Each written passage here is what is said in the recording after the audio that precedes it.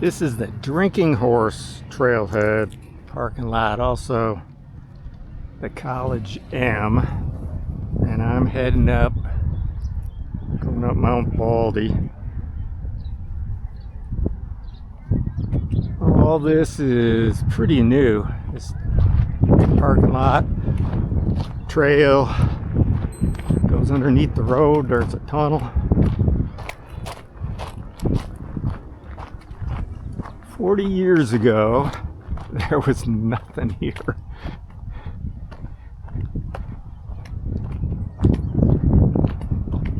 Things have changed.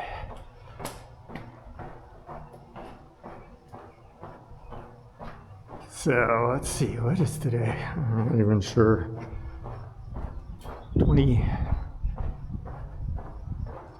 24th?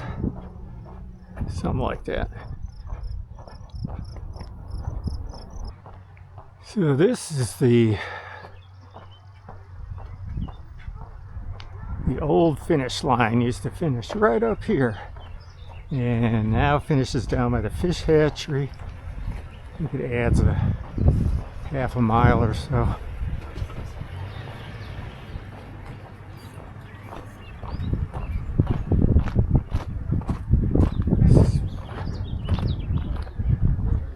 I smell copper tone. This last little section is pretty steep coming down here.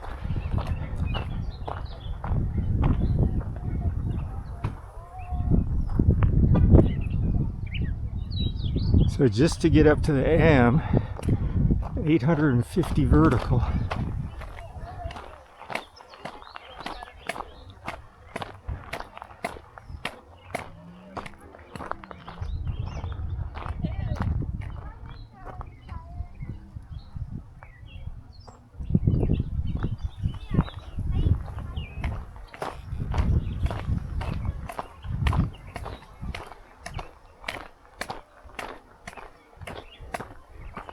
So all these signs are pretty new also.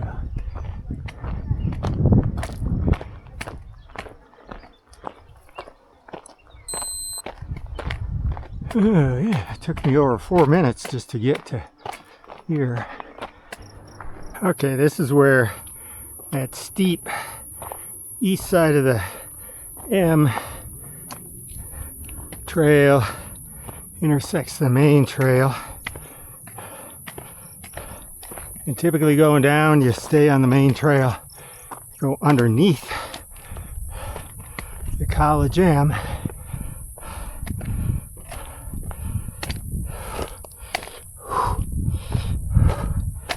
Yeah, it's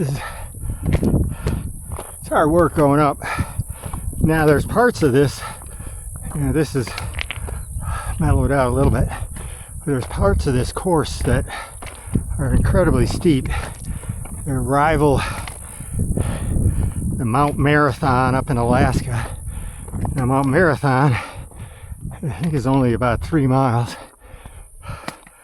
but it has some really steep sections. A couple different routes, the Roots route and the Cliff route. One goes through wooded root section, and one goes down up and down some steep, rocky, cliffy sections.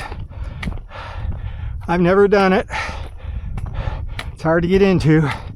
One year I did get accepted entry,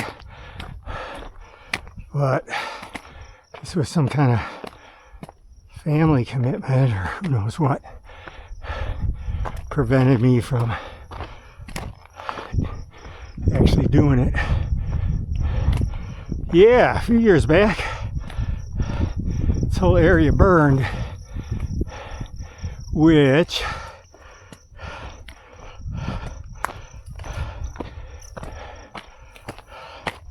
took away some of the precious shade trees. Because at the end, this is actually the end of the ridge run. It's later in the day, sometimes it's really hot.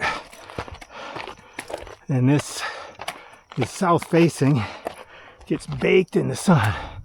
Just gets really hot and miserable. And to lose those trees is pretty sad.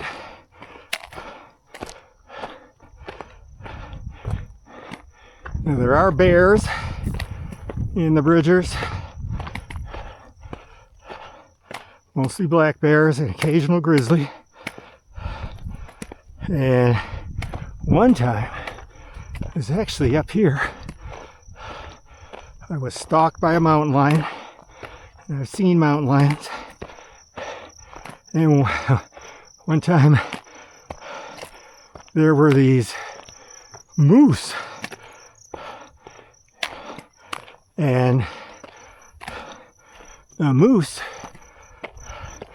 were running scared,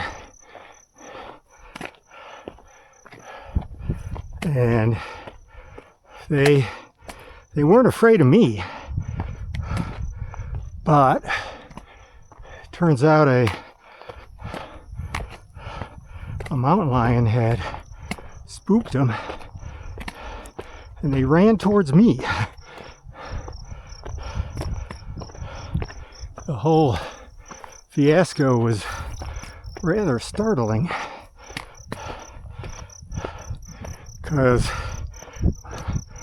moose are not to be trifled with, neither are mountain lions. So the first year, I think, was 1985 for the Bridger Ridge Run. And at that time, Bozeman was just a little ag town with a little engineering and ag college, and none of, I would say, 9/10 of the development here didn't exist. The M trailhead there was just an eroded hillside, no pavement, enough room for just a couple cars.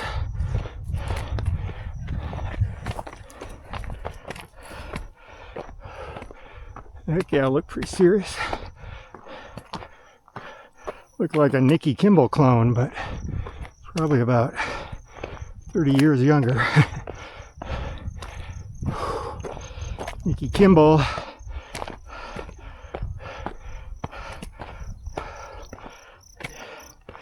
was Ultra Runner of the Year. This is back in the 90s, several years in a row. Won Western States a couple times. Won the Ultra Trail Mount Blanc. And I think she still has a 40-year-old female age group record on the Bridger Ridge Run. She lost the overall to Christina Trigstad.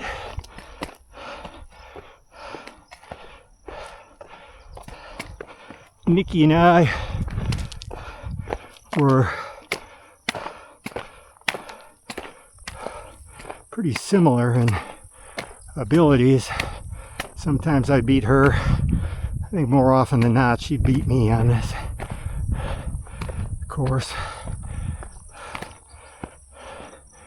And I think her PR is faster than mine.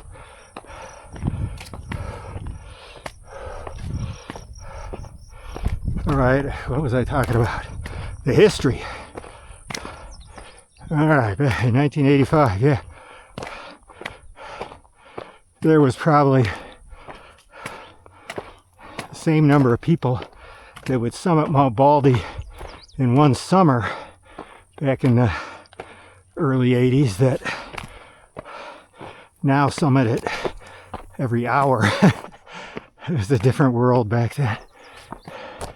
Okay, so this is the burned area. Starts to flatten out a bit.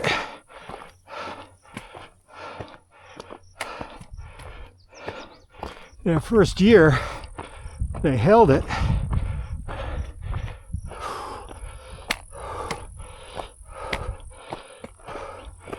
Three people that finished 1, 2, and 3. I knew one was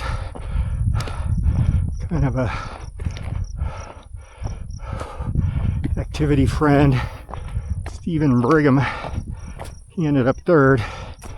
I also was friends with Alex Lowe. He ended up 2nd. John Ingen, Norwegian Olympic Nordic skier. I think he actually competed for the U.S. in the Olympics.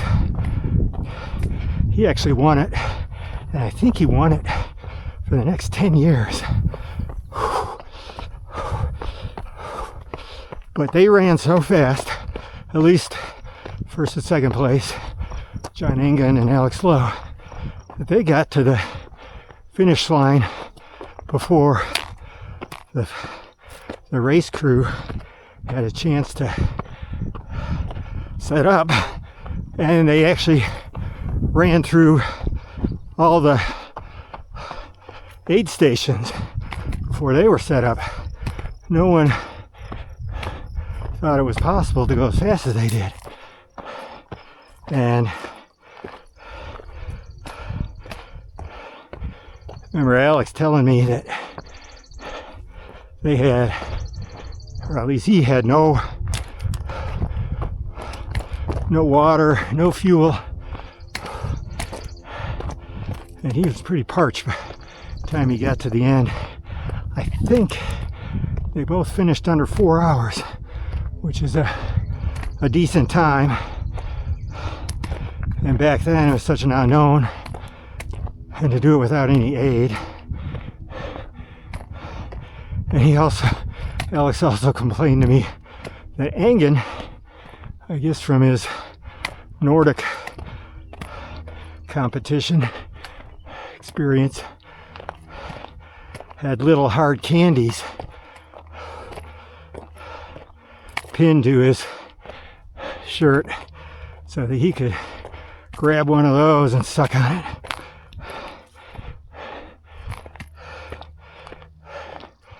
And Alex said that John did not share. But Steve Brigham, who was a much faster runner than either John or Alex, he led up to the top of Sacagawea, which is all climbing. He got to the top of Sacagawea, and back then it was just a steep descent down a loose, scree rock field down to the foothill trail.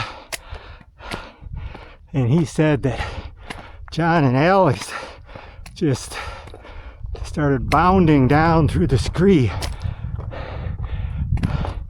And he said, Brigham said to himself, no stinking way, I'm not going to kill myself doing that. Too dangerous. So they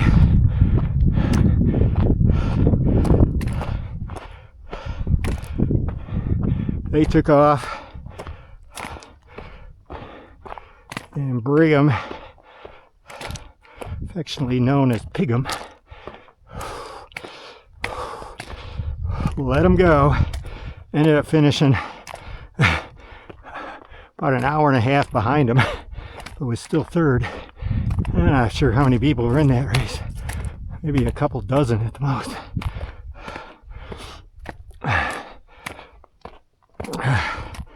I remember going to the finish, and there was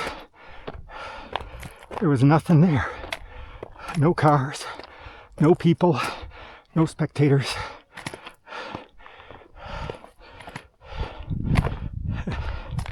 Again, it was a different world back then.